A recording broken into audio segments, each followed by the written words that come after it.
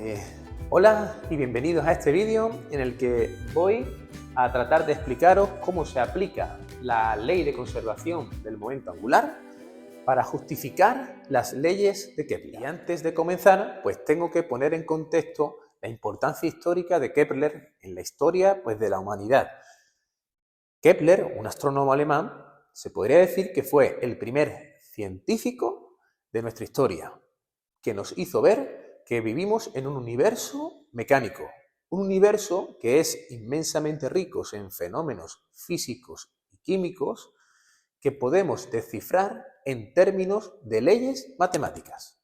¿Vale? Esto fue un hito histórico que estimuló el trabajo de muchos científicos posteriores a Kepler que trataron de averiguar qué fórmulas, qué leyes gobernaban los fenómenos físicos y químicos que trataban de estudiar. Las leyes de Kepler fueron una auténtica revolución, porque en esa época, en los inicios del siglo XVII, pues la visión del ser humano del mundo estaba dominada por los filósofos naturales, que eran los que ocupaban las cátedras en las universidades. Y en esta visión pues había dos mundos. El mundo terrestre, donde estaba el ser humano, era un mundo imperfecto, y por otro lado teníamos el mundo celeste, que era el mundo pues, en el que habitaba Dios, y era un mundo perfecto en el cual los planetas pues, se iban a mover en órbitas circulares perfectas, que es el círculo pues representaba la perfección, ¿no? Sin embargo, en nuestro mundo, en el mundo terrestre, pues el movimiento más predominante pues iba a ser un movimiento imperfecto, curvilíneo, rectilíneo, etc. Las leyes de Kepler, la primera y la segunda ley de Kepler, que pues nos sirvió para predecir las órbitas de los planetas cuyas observaciones experimentales pues teníamos acumulada hasta la época, y la posición que iban a tener, pues nos sirvió para predecir tanto las órbitas como la posición con una precisión nunca vista hasta entonces, ¿no? Y supuso un gran desafío para la humanidad, porque la primera ley de Kepler, pues, por ejemplo, nos dice que todos los planetas orbitan alrededor del Sol en órbitas elípticas e invariantes, con el Sol situado en el foco. Claro, aquí, ¿por qué fue un desafío ya la primera ley de Kepler? Pues porque nos habló de órbitas elípticas, lo cual no se concebía en el mundo celeste. Porque, como he dicho anteriormente, en el mundo celeste las órbitas pues, deberían ser circulares, que son las órbitas perfectas, tal y como debe ser en ese mundo, ¿no? Era el pensamiento, la visión de aquella época. Kepler eran muy buenas para predecir la posición y las órbitas de los planetas a nivel descriptivo, pero no tenían una justificación física o teórica, no tuvieron esa justificación hasta 70 años después con Isaac Newton y su ley de la gravitación universal. Voy a empezar con la primera ley de Kepler. La primera ley de Kepler nos dice que, pues, lo que he dicho anteriormente, todos los planetas giran alrededor del Sol describiendo órbitas elípticas invariantes en las cuales el Sol está en un foco, ¿vale? En una elipse tenemos dos focos, el Sol está en uno de ellos. Lo he dibujado aquí en este plano de la pizarra, he puesto el planeta Tierra, la masa de la Tierra, una partícula, considerada como una partícula que está orbitando, girando alrededor del Sol en una órbita elíptica. Bien, esto lo representa por aquí, el planeta Tierra gira en este sentido, en sentido contrario a las agujas del reloj, y qué magnitud física me da información de todo lo que yo tengo que saber para saber cómo es ese movimiento de rotación. Pues eso es, como he explicado en vídeos anteriores, el momento angular. Por eso, el momento angular, L, ¿sabéis qué es? El producto vectorial entre el vector posición, que me dice pues, dónde está la partícula que está rotando alrededor del Sol, por el momento lineal, que es masa por velocidad. ¿De acuerdo? Entonces, si hacemos el producto vectorial entre el vector posición y el vector velocidad, lo que nos queda es que el vector momento angular en un movimiento en el que se gira en sentido antihorario, pues estaría hacia arriba del plano, ¿vale? Lo voy a dibujar aquí L hacia arriba del plano. Sabiendo hacia dónde está, si el vector angular, el momento angular está hacia arriba o hacia abajo, pues yo lo que deducimos es si está girando en sentido antihorario, si está hacia arriba gira en sentido antihorario, pero si está hacia abajo giraría en sentido horario. En nuestra naturaleza, nuestro planeta está girando en sentido antihorario. Así que representamos el momento angular perpendicular a ese plano en el cual está girando nuestro planeta. El momento angular es R, vector posición, por la masa y por la velocidad. Este sería el vector posición en el afelio, el punto más lejano del Sol, en esa órbita elíptica. Y este sería el vector posición en el perihelio, que me dice pues, la posición del planeta Tierra en ese momento. ¿De acuerdo? ¿Qué más información nos da el momento angular? Pues nos dice si la órbita tiene un radio de giro muy grande o pequeño, nos habla de la velocidad orbital, si tiene en ese punto, en ese momento en el que definimos el momento angular sobre el punto en el que está girando con respecto a ese punto, si la velocidad orbital es grande o pequeña, y también nos habla sobre la dificultad pues, que habría para, digamos, detener ese movimiento de rotación a través del producto de la masa por la velocidad, que es el momento lineal. ¿De acuerdo? Entonces, el momento angular nos da información, nos da toda la información que tenemos que saber para deducir cómo es ese movimiento de rotación. Siguiendo con la justificación física. Ahora atendemos a las fuerzas que se ejercen sobre el planeta Tierra. No tenemos ninguna fuerza tangencial. La fuerza tangencial a la trayectoria pues sería una fuerza que causa una aceleración, es decir, que causaría un aumento en la velocidad que es tangente a la trayectoria de esa órbita elíptica, ¿vale? Pero nuestro planeta Tierra no siente, sobre él no se ejerce ninguna fuerza que sea tangencial.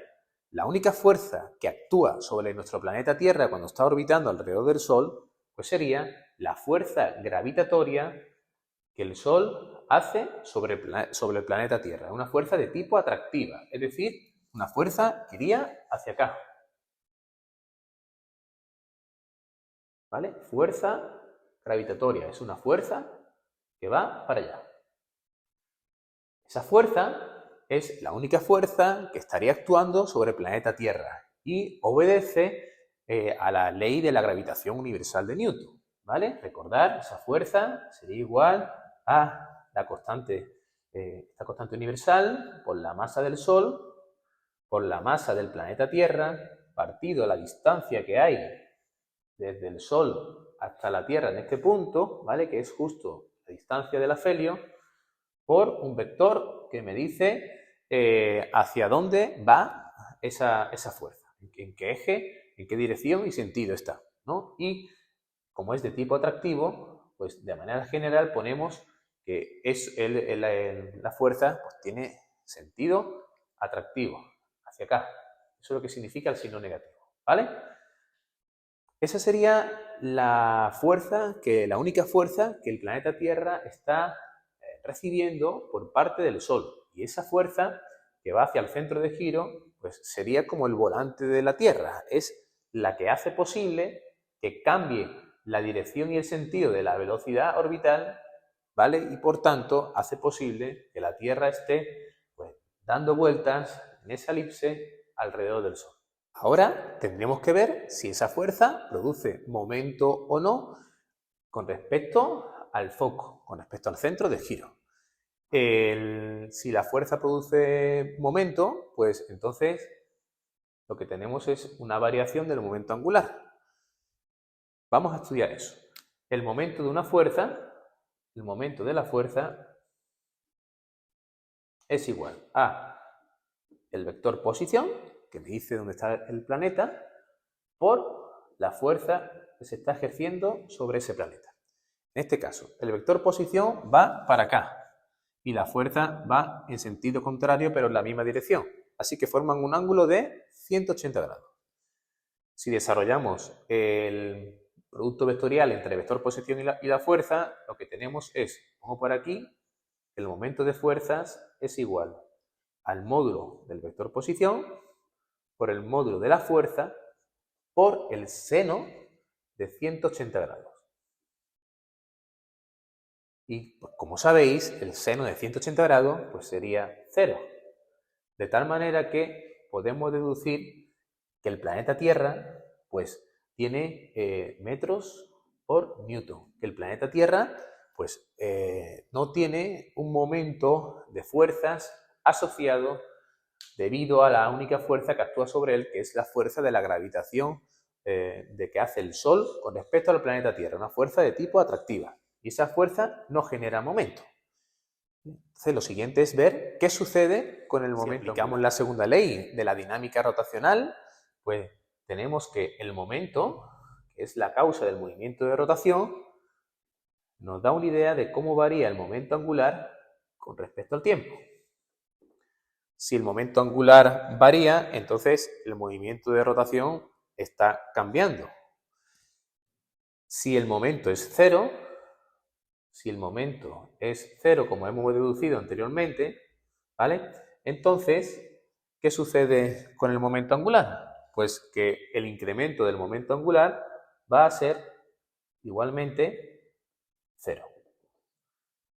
¿Por qué? Pues porque para que el momento me dé 0, pues lo que tengo que derivar es una constante. Es decir, constante que el momento angular va a ser siempre el mismo, va a tener siempre el mismo valor.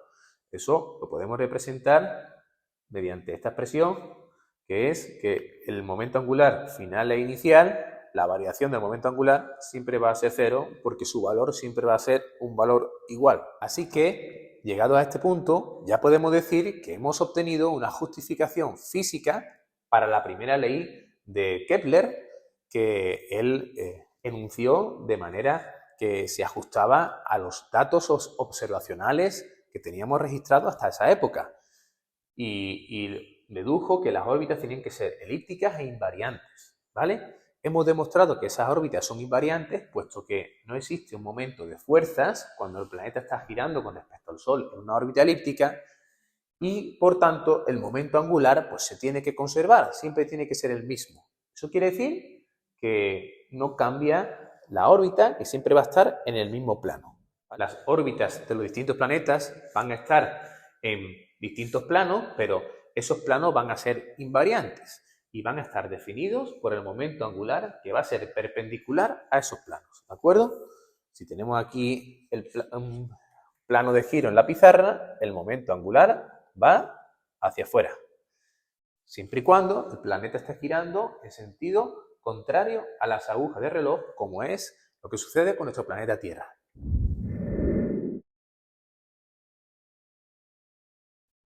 Ahora veremos la segunda ley de Kepler. Esta ley nos dice lo siguiente. Dice, la recta que une cualquier planeta con el Sol barre áreas iguales en tiempos iguales.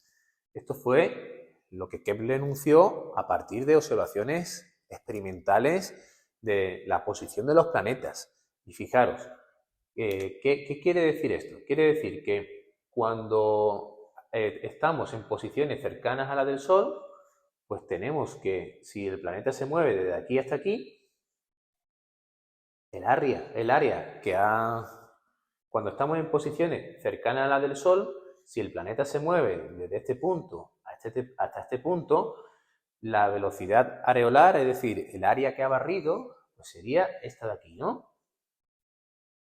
Claro, en un punto más lejano, para barrer el mismo área, pues se mueve en la órbita elíptica, se mueve menos distancia, de tal manera que tendríamos aquí un área que podría ser similar a esta, ¿no?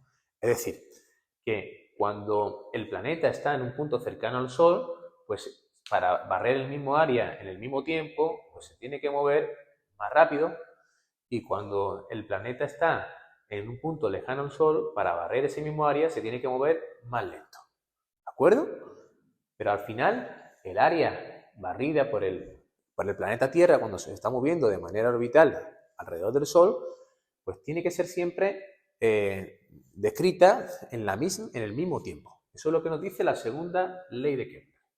¿Esto cómo lo podemos explicar? Pues lo podemos explicar atendiendo a la conservación del momento angular.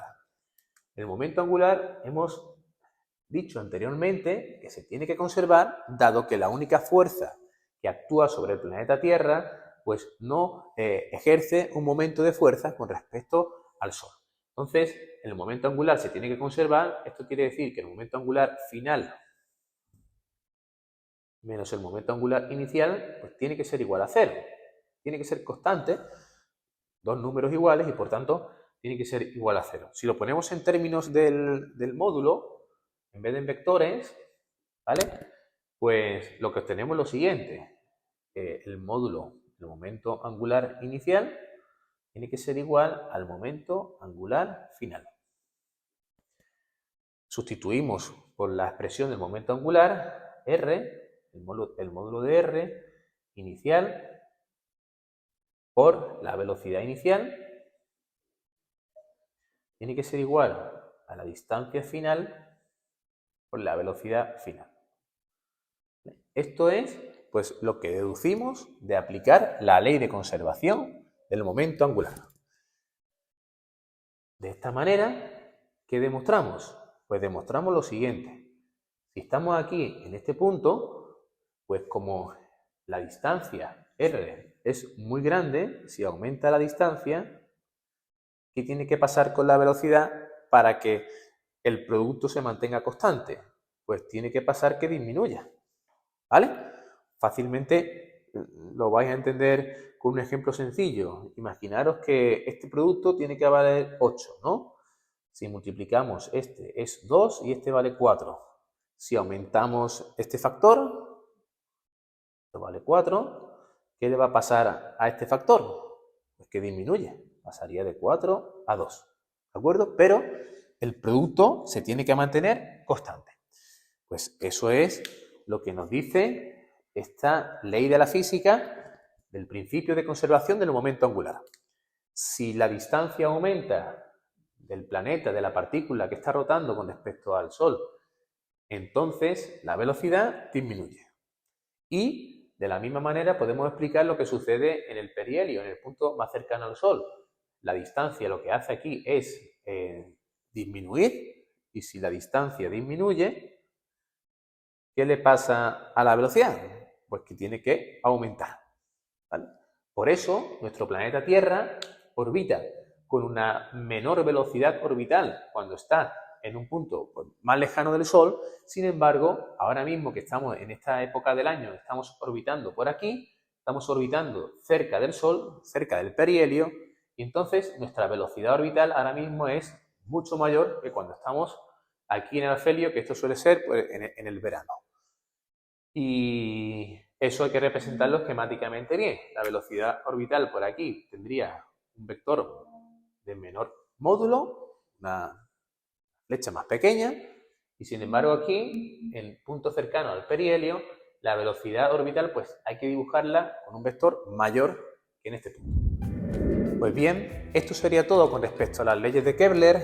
Recordar la importancia histórica. Fueron pues las primeras leyes científicas enunciadas por el ser humano, y al unificar astronomía y física pues fueron un estímulo para científicos posteriores para estudiar los fenómenos físicos en base o en términos de leyes matemáticas o fórmulas sencillas. Un saludo.